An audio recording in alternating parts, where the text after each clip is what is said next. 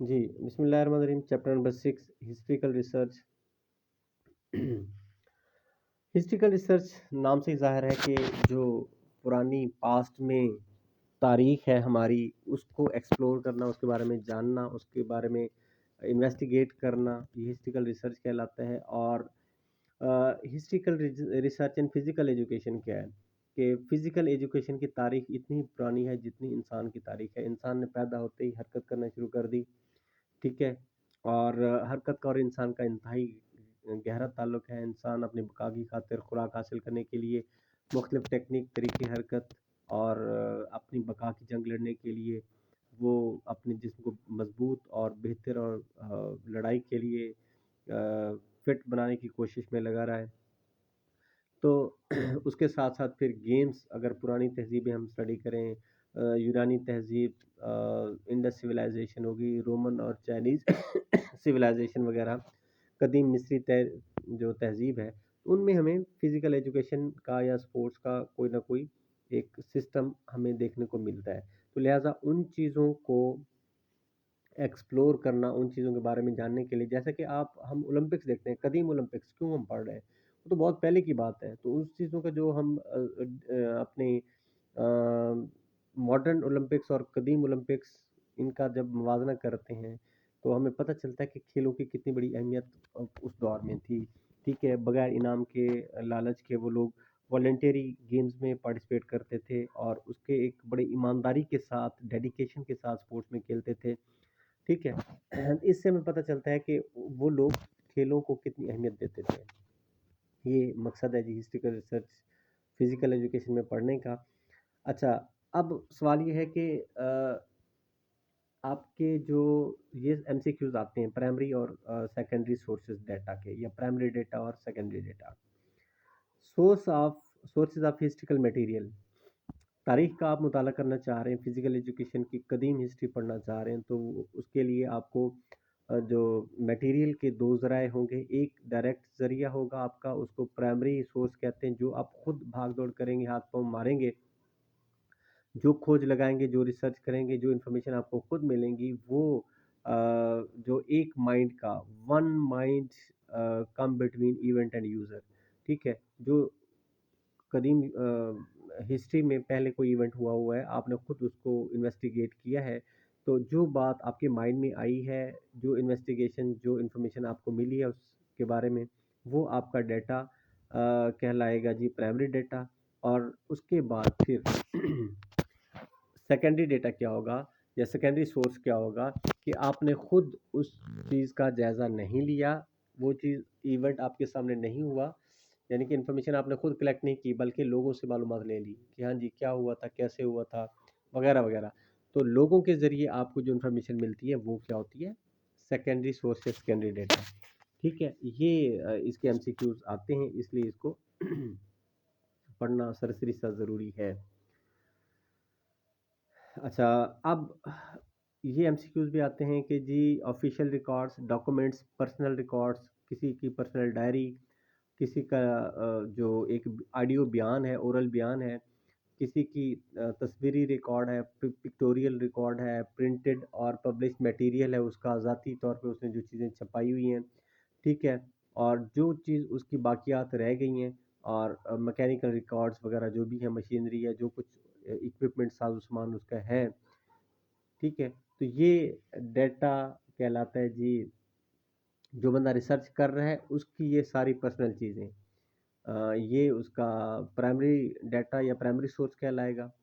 ठीक है, अब बारी बारी इन्होंने ये 6-7 पॉइंट्स को थोड़ा सा डिस्कस किया हुआ है, तो आप इसको ज़रा कर लीजिएगा, टाइम निकाल के इसको ज़रा पढ़ लीजिएगा। ठीक है जी, बाकी ये कोई बहुत मुश्किल नहीं है। अब आता है दूसरे पेज नंबर, आ जाएं जी नेक्स्ट पे, 51 पे, सेकेंडरी सोर्स के ऊपर। ठीक है, सेकेंडरी सोर्स वो कहते हैं कि जी जो, हाँ हाँ, पिक्चर्स, तस्वीरें। फॉर एग्जांपल देखें, आप किसी भी जगह के ऊपर सैर व तफरीह के लिए, हाँ जी, वेरी गुड, शाबाश मेरा पुत्र। नींद पूरी करके उठे हो?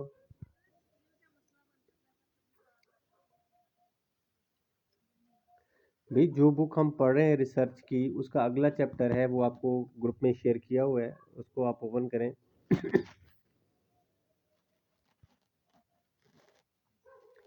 जी, तो सेकेंडरी डाटा जो है वो किसी रिसर्चर का बजाते खुद डाटा नहीं होता, बल्कि वो किसी से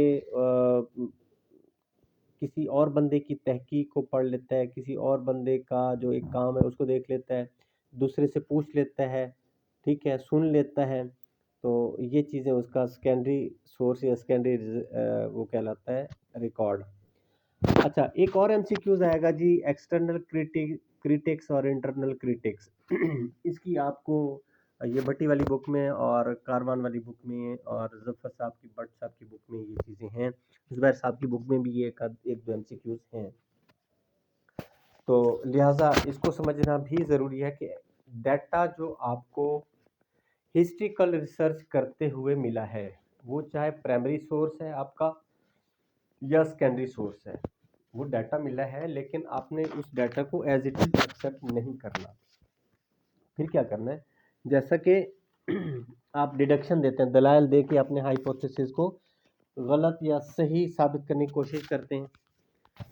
अच्छा, इसी तरह आपने तनकीदी पॉइंट ऑफ व्यू से एक क्रिटिसिज्म करनी है, तनकीद करनी है कि किसी तरीके से जो डाटा है वो कहीं गलत ना हो, और गलत डाटा आप पब्लिश ना कर दें, लोगों के साथ शेयर ना कर दें, तो वो आपकी रिसर्च काबिल कबूल या रिलायबल नहीं होगी।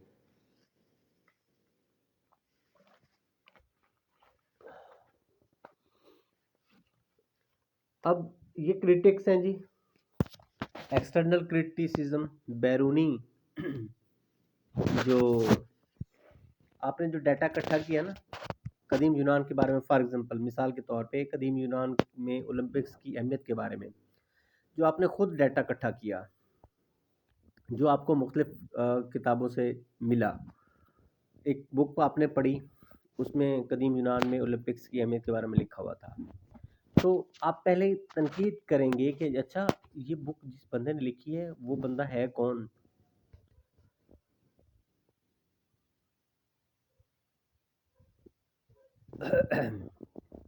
ठीक है। अच्छा, उस आथर के बारे में इंफॉर्मेशन, क्या ऐसा तो नहीं है कि उस आथर ने किसी और आथर का मटेरियल जो है अपने नाम से छपवा दिया, जैसे कि आजकल फिजिकल एजुकेशन में घोस्ट राइटर्स होते हैं।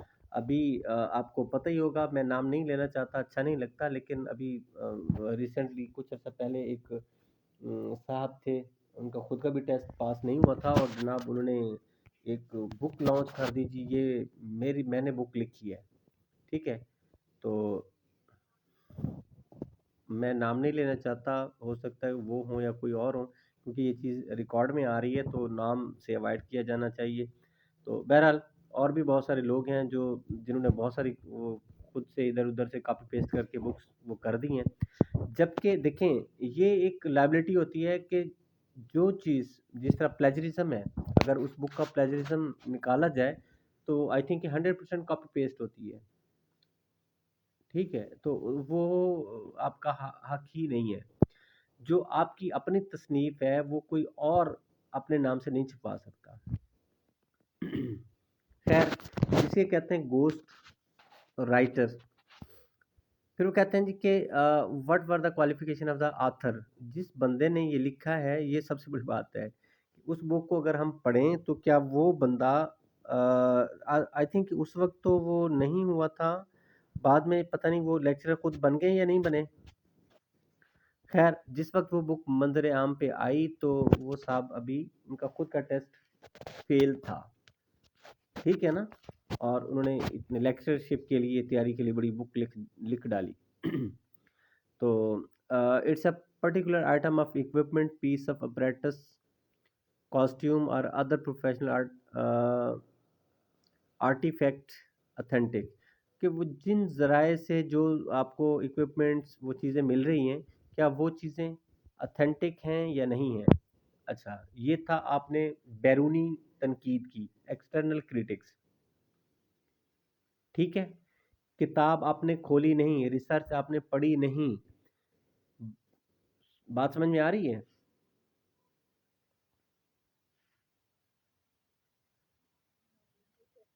مثال کے طور پہ میرے پاس ابھی میں ایک بک اٹھاتا ہوں جی، چلیں یہ بک ریسنٹلی میں ادھر لائبریری سے لے کے آیا تھا کہ فرصت کے وقت پڑھوں گا. یہ بک ہے جی نہج البلاغہ، ٹھیک ہے جی. اور یہ ہے مؤلف ہیں جی علامہ سید رضی شریف، ٹھیک ہے. اور اس کا ترجمہ کیا ہے اردو میں حضرت علامہ مفتی جعفر حسین مرحوم صاحب نے. ٹھیک ہے جی. یہ بک منسوب کی جاتی ہے کہ حضرت علی علیہ السلام رضی اللہ تعالیٰ عنہ کے اقوال، ان کے واقعات، حالات بیان کیے گئے ہیں. ٹھیک ہے، آپ نے بھی نام سنا ہوگا. اب میں اس بک کے اوپر کریٹیسزم کرتا ہوں فار ایگزامپل، تو دو طرح سے ہوگا. تو سب سے پہلے تو میں یہ دونوں حضرات، ایک جنہوں نے عربی میں لکھا ہوا ہے اور ایک جنہوں نے اس کا اردو ترجمہ کیا ہوا ہے، ان کے بارے میں جاننا چاہوں گا کہ ان کی کیا حیثیت تھی، یہ کتنے پڑھے لکھے تھے، کہاں کے پڑھے لکھے تھے، ان کی اور کتنی تصنیف کتابیں ہیں. ٹھیک ہے، اپنے وقت کے یہ کتنے بڑے عالم تھے، عربی کو سمجھتے تھے، دوسرے والے اردو کے اچھے سمجھنے والے تھے یا نہیں تھے. یہ جو میں نے کتاب کو کھولے بغیر ان کے بارے میں کریٹیسزم کی، رائٹرز وغیرہ کے بارے میں، یہ تھا ایکسٹرنل کریٹیسزم. اچھا جی، اب میں نے کتاب کو کھولا، پڑھنا شروع کیا. جب پڑھا تو کوئی ایک واقعہ، جو بھی بات مجھے اس میں آئی، نظر آئی، تو اس چیز پہ میں نے کریٹیسزم کرنا شروع کیا، دیکھنا، تنقیدی لحاظ سے میں نے دیکھنا شروع کیا کہ کیا یہ بات ٹھیک ہے یا غلط ہے. ٹھیک ہے نا. تو بک کے اندر جو معلومات ہیں ان کے اوپر جب آپ کریٹیسزم کریں گے تو وہ کہلائے گی انٹرنل کریٹیسزم. اب کلیئر سمجھ آ گئی بات. اب اس طرح کے جو بھی ایم سی کیوز آپ کی نظر سے گزریں گے تو I think you will be able to answer these type of question. ہاں جی، اس کے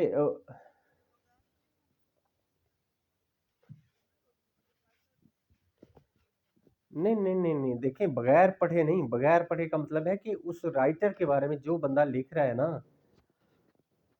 ٹھیک ہے، اس کے بارے میں ہم دیکھ رہے ہیں. ابھی میں نے آپ کو بتایا کہ دو رائٹرز، ایک رائٹر ہے جس نے عربی میں کتاب لکھی اور ایک صاحب ہیں جنہوں نے اس عربی کا اردو میں ترجمہ کیا. ان کے بارے میں ذرا کھوج لگا رہا ہوں کہ وہ کس حد تک پڑھے لکھے تھے، کتنے قابل تھے، ان کی اور کتنی تصنیفات ہیں. ٹھیک ہے، تو اپنے دور کے کتنے بڑے عالم تھے وغیرہ وغیرہ. یہ تھا ایکسٹرنل کریٹیسزم. پھر جب آپ کتاب کو کھولتے ہیں، کتاب کے اندر جو چیز لکھی ہوئی ہے اس کو ذرا آپ پڑھتے سمجھتے ہیں اور اس کو تنقیدی حوالے سے دیکھتے ہیں، تو وہ پھر آپ کا کیا ہوتا ہے؟ Internal criticism. اور آگے وہ انٹرنل کریٹیسزم کی کچھ باتیں لکھی ہوئی ہیں کہ از دا آتھر رائٹنگ سیریسلی، کیا جو یہ رائٹر نے جو بات یہ لکھی ہوئی ہے، کیا اس نے سنجیدگی میں لکھی ہے یا بس ایسی کسی موڈ میں بیٹھے ہوئے اس نے لکھ دی ہے. Is the author expressing his or her real belief, کیا وہ اپنے ذاتی کوئی ایمان، اعتقاد وغیرہ وغیرہ لکھ رہا ہے. Was the author biased in any way, کیا رائٹر، فار ایگزامپل یہ جو بک ہے، ہمارے یہاں کچھ مسالک ہیں، حالانکہ ایسا ہونا نہیں چاہیے اسلام میں فرقے وغیرہ، لیکن کچھ مسلک ایسے ہیں جو اس بک کو بہت زیادہ اس کو مانتے ہیں، درجہ دیتے ہیں، اور کچھ مسلک والے لوگ اس کو ذرا اس حد تک نہیں ویلیو دیتے. ٹھیک ہے، تو وہ کہتے ہیں کہ جی جس بندے نے لکھی، ہو سکتا ہے یہ وہ بندہ شیعہ مسلک سے ہو اور اس کے ماننے والے ذرا اس بک کے اوپر بہت زیادہ اس کو ویلیو دیتے ہیں، جبکہ کوئی اور دوسرے مسلک والے اس کو اتنی اہمیت نہیں دیتے وغیرہ وغیرہ. میں آپ کو یہ سمجھانے کے لیے کہہ رہا ہوں، ادروائز مقصد اس بک کے اوپر وہ کریٹیسزم نہیں ہے، صرف ایک ایگزامپل کے طور پہ آپ کو میں یہ دے رہا ہوں. ٹھیک ہے جی. اچھا، اب آ جاتا ہے جی اورل ہسٹری. اورل ہسٹری ہم جو اپنے دادا دادی، نانا نانیوں سے جو ہم قصے کہانیاں وغیرہ سنتے آئے ہیں، وہ اورل ہسٹری تھی. ٹھیک ہے جی. یہ بھی آپ کو کچھ ایک انفارمیشن ہسٹری کے بارے میں. جی، لیلا مجنوں کا قصہ کیا تھا ہم نے نہیں دیکھی، یا تو کتابوں میں پڑھا یا پھر اپنے والدین سے، یا جو دادا دادی آپ لوگوں کے دور میں کوئی بڑے بزرگ ہوتے تھے جو قصے کہانیاں سنایا کرتے تھے. ٹھیک ہے، میرے والد صاحب ایک بہت مشہور قصہ گو تھے، علاقے کے بہت سارے لوگ آتے تھے اکٹھے ہو کے ان کے پاس بیٹھتے تھے کہ جی قصے کہانیاں سنائیں، تو اپنے اس ایریا میں بڑے مانے جاتے تھے، اور ان کا انداز گفتگو اور ان کو بیان کرنا، ٹھیک ہے، ایک چھوٹی سی عام بات کو ان کے انداز میں سنانا، کہانی قصہ، الفاظ کا چناؤ، ادائیگی، میں کہتا ہوں کمال ہوتا تھا۔ تو پھر جب یہ موبائل آ گئے تو ہمارا بچپن تو یہ قصے کہانیاں سن کے ہم بڑے ہوئے، پھر آج کل کے جو بچے ہیں ان کے دور میں تو یہ موبائل آ گیا، وہ دور بھی گیا۔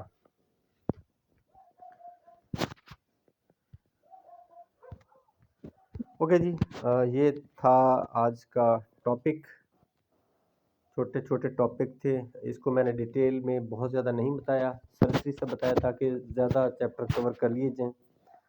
اس کے بعد اگر آپ اور پڑھنا چاہتے ہیں تو ایک اور چیپٹر پھر میں آپ کو سینڈ کر کے وہ ایکسپلین کر لیتے ہیں، کیا خیال ہے؟ کیا کہتے ہیں آپ لوگ بھائی؟ تھک گئے ہیں تو بس کر دیں، پڑھنا ہے تو پڑھ لیں جی۔